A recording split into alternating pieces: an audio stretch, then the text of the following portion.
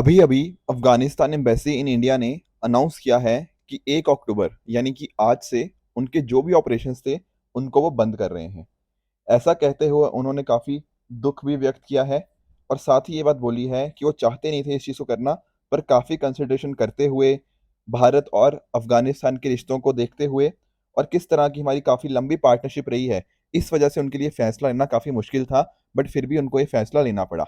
अब यहाँ पर आप देख पाओगे नई दिल्ली के अंदर ये अफगानिस्तान एम्बेसी है। अब आपके दिमाग में ये बात आ रही होगी कि आखिर क्या कारण रहे जिस वजह से अफगानिस्तान को ये फैसला लेना पड़ा। देखो, आप जानते होंगे कि आज से लगभग 2 साल पहले 2021 के अंदर हमें देखने को मिलता है कि अफगानिस्तान के अंदर एक सरकार के अंदर बदलाव देखने को मिलता है।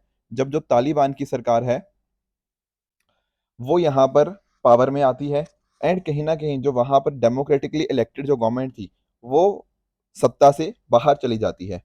इस टाइम के ऊपर अगर आप नोटिस करो तो भारत ने ना अभी तक जो तालिबान की सरकार है उसको रिकॉग्नाइज नहीं किया हुआ।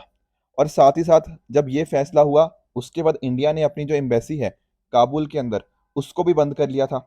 ठीक है ना, एम्बेसडर हो गया, मिशन स्टाफ हो गया, उनको यहाँ पर वीजा हो गया और जो बाकी ट्रेड मैटर्स हैं वो हैंडल कर रहे थे, पर अदरवाइज इंडिया ने अपनी एम्बेसी काबुल के अंदर बंद करने का निर्णय ले लिया था।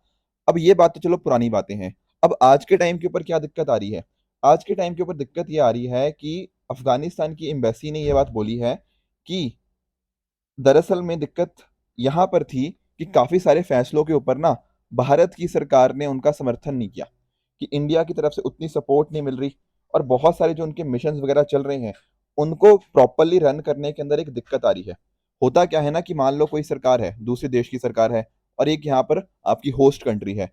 अगर दूसरे देश की सरकार की एम्बेसी को कुछ इंपॉर्टेंट फंक्शंस परफॉर्म करने हैं, इस केस के अंदर क्या होता है, वहां की जो होस्ट गवर्नमेंट होता है ना उनकी कुछ हद तक सपोर्ट चाहिए होती है।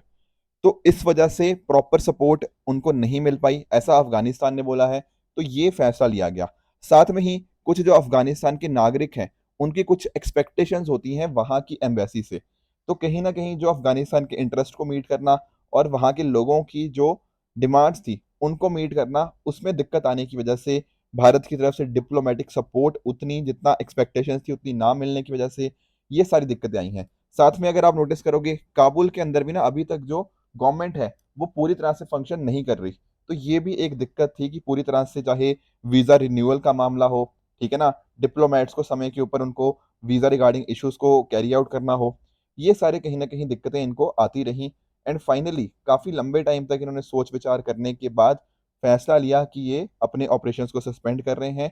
जो पहले से अफगानिस्तान की जो गवर्नमेंट थी, अशरफ घनी वाली जो सरकार थी जिसको यूएस की पावर की बैकिंग थी, उनके एम्बेसडर और जो मिशन स्टाफ थे ना उनको जब नहीं वो वर्क कर रहे, अब वो एम्बेसी जो यूएस के अंदर असाइलम ले चुके हैं, तो उसके बाद से ये दिक्कतें बढ़नी स्टार्ट हो गई थी। तो अब इनके द्वारा फैसला ले लिया गया है इस चीज़ का। अब भारत की सरकार ने इसके बारे में क्या कहा है? देखो, भारत की सरकार ने अभी तक इसके बारे में अपना बात नहीं रखी है, पर कहीं ना कहीं हमारा जो भी फैसला होगा वो यही होगा कि भारत और अफगानिस्तान की सरकार आपस में मिलकर काम करे ताकि सभी के जो भी इंटरेस्ट है उनको यहाँ पर मेंटेन किया जा पाए। भारत की सरकार ने हमेशा ये माना है कि जो अफगानिस्तान की मिट्टी है ना, अफगान सॉइल है, वो कभी भी टेररिस्ट एक्टिविटीज के लिए कैरी आउट ना करी जाए। एंड साथ ही साथ जो वहाँ की सरकार होनी चाहिए वो ट्रूली मामलों में इंक्लूसिव होनी चाहिए, जहां पर लोगों के द्वारा चुने गए उनके रिप्रेजेंटेटिव ही सरकार में हो, plus at the same time जो वहाँ की महिलाएं हैं वो भी यहाँ पर उनकी सरकार में आए। तो ये सारे भारत के कुछ कंसर्न्स हैं, इनको एड्रेस किया जाएगा तो निश्चित रूप से जो भारत और अफगानिस्तान के हिस्टोरिक रिश्ते हैं वो आने वाले समय में और भी इंप्रूव होते रहेंगे।